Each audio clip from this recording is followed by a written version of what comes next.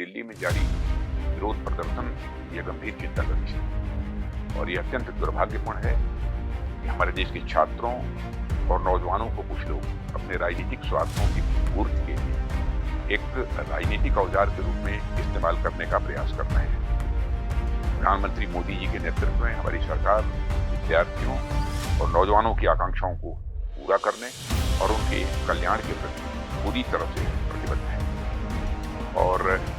हमारे छात्रों की हर चिंता को सुनना और उसका समाधान करना ये हम सब की जिम्मेदारी है। मुझे पूर्ण विश्वास है भारत के जागरूक, परिपक्व और हमारे विवेकशील नौजवान ऐसे भ्रामक प्रयासों को भली भांति समझते हैं और वे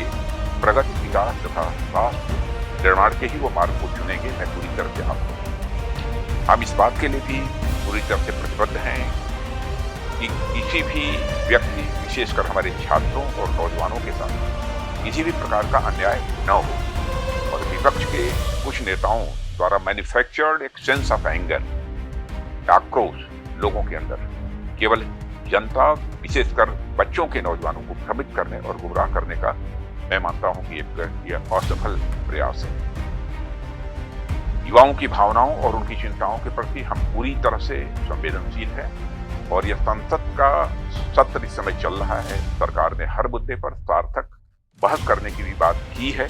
और कई बार अपनी बात को दोहराया भी है, मगर विपक्ष संसद में नहीं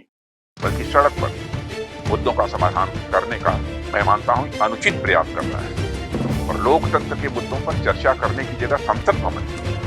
जहां विपक्ष अपनी बात कहने के लिए पूरी तरह से स्वतंत्र है। इसलिए यदि विपक्ष गंभीर है तो मौजूदा मानसून सत्र को सुचारू रूप से चलाने में व्यवधान न उत्पन्न करे और संसद में जिन भी मुद्दों पर वो चर्चा करना चाहता है वो मुद्दों पर चर्चा करें और सदन का और सरकार का ध्यान आकर्षित